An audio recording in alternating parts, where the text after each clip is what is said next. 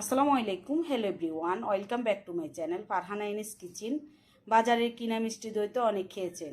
আজ আমি বাসায় কিভাবে মজার মিষ্টি দই তৈরি করা যায় আপনাদেরকে দেখিয়ে দিব, এবং 2 ঘন্টার ভিতরে তাড়াতাড়ি কিভাবে মিষ্টি দই বসানো যায় দেখিয়ে দিব।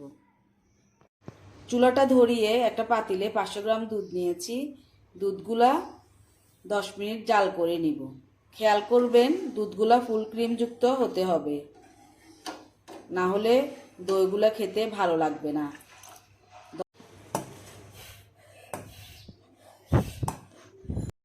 10 মিনিট পর এক সাইডে রেখে দিব। দুধগুলো 10-12 বার বলক উঠিয়ে নিয়েছি।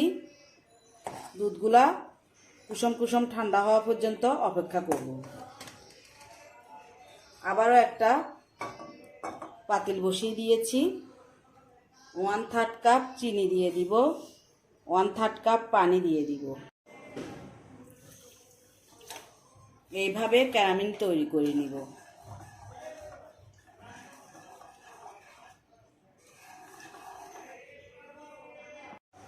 এক সাইড থেকে একটু ব্রাউন কালার হয়ে এসেছে, আস্তে আস্তে নাড়িয়ে দিব।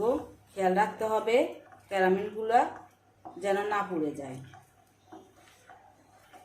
অনবরত নাড়তে থাকবো।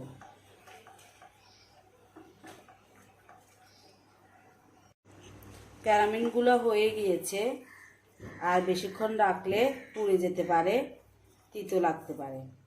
এর ভিতরে 3 টেবিল স্পুন দুধ মিলিয়ে দিব। আস্তে আস্তে ঢেলে দিব দুধগুলা।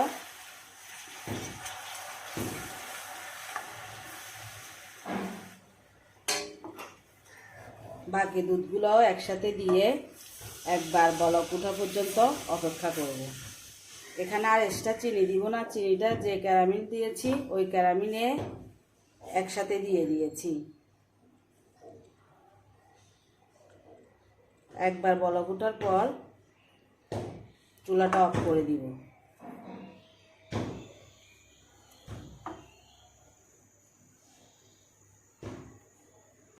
বলক চলে এসেছে। চুলাটা অফ করে এক সাইডে রেখে দিব ঠান্ডা করার জন্য। দুধগুলা ঠান্ডা হয়ে গিয়েছে। কিভাবে বুঝবো? একটা আঙ্গুল চুবানো যায়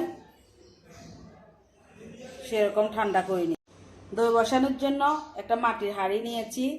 আপনারা চাইলে যে কোনো প্লাস্টিকের বাটি, কাচের বাটি নিতে পারেন।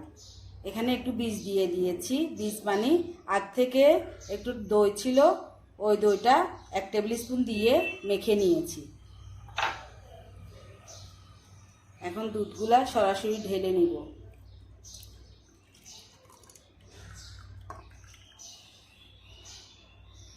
দুধগুলা ঢালার পর একটা হুইস দিয়ে ফেনা উঠিয়ে নিব। যখন দইগুলা পাতাবো তখন এই ফেনাগুলা থাকলে দেখতে কিন্তু অনেক ভালো লাগবে।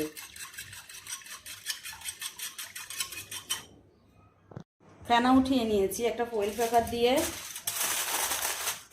ভালোভাবে মরিয়ে নিব। চাইলে যে কোনো ঢাকনা দিয়ে মরিয়ে নিতে পারেন, চুলার পাশে চলে যাবে। খেয়াল রাখবেন দুধগুলো একবারে ঠান্ডাও রাখা যাবে না, আবার একবারে গরমও রাখা যাবে না। উষ্ণ উষ্ণ থাকে এরকম রাখতে হবে। চুলে একটা ফ্রাই প্যান বসিয়ে দিয়েছি। এই নিচে একটা তাওয়া দিয়ে দিয়েছি। ফ্রাই প্যানের ভিতরে একটা তোয়ালি দিয়ে দিয়েছি। আপনারা যে কোনো কাপড় দিতে পারেন। তোয়ালির উপরে একটা স্ট্যান্ড দিয়েছি। এখন যেই হাঁড়িতে দুধগুলো নিয়েছি ওগুলা বসিয়ে দিব ফ্রাই প্যানের ভিতরে। চারপাশে তোয়ালে দিয়ে মুড়িয়ে দিব। মুড়িয়ে দিয়ে চুলার হিটটা একবারে লো হিটে দিয়ে ঠিক 1.5 ঘন্টা পর্যন্ত অপেক্ষা করব। ঢাকনা দিয়ে ঢেকে দিব। চুলার হিটটা কিন্তু একবারে লো হিটে দিতে হবে, এর চেয়ে বেশি হলে দইটা জমাট বাঁধবে না। 1.5 ঘন্টা পর ফিরে এলাম। এখানে আসলে আমার 2 ঘন্টাই লেগেছে। এই দইটা যখন বসিয়েছিলাম ঠিক 3টা বাজে বসিয়েছি, 5টা বাজে হয়েছে। 1.5 ঘন্টা আমার দইটা হয়নি, আরও আধা ঘন্টা বেশি লেগেছে। একটু চেক করে দেখি পারফেক্টভাবে হয়েছে কিনা।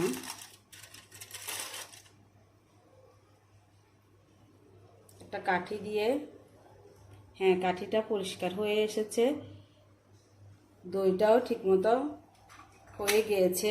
চুলাটা অফ করে আরও আধা ঘন্টা রেখে দিব, তারপর 2 ঘন্টার জন্য ফ্রিজে ঠান্ডা করে পরিবেশন করে দেখাবো। যদি বাহিরের মিষ্টি দইয়ের টেস্ট পেতে চান তাহলে আমার রেসিপিটি ফলো করতে পারেন। এই মিষ্টি দইটা দেখতে যেমন লোভনীয় হয়েছে, খেতে কিন্তু তার চেয়েও দ্বিগুণ স্বাদ হয়েছে। দেখেন একবারে জমাট বেঁধে গিয়েছে। আশা করি আমার এই মজার মিষ্টি দই রেসিপিটি আপনাদের ভালো লেগেছে। ভালো লাগলে একটা লাইক দিতে ভুলবেন না। আপনি যদি আমার ইউটিউব চ্যানেল থেকে ভিডিওটা দেখে থাকেন চাইলে চ্যানেলটা সাবস্ক্রাইব করে রাখতে পারেন, আর ফেসবুক পেজ থেকে ভিডিওটা দেখে থাকলে পেজটা ফলো দিয়ে রাখতে পারেন। ভালো থাকবেন, সুস্থ থাকবেন। আল্লাহ হাফেজ।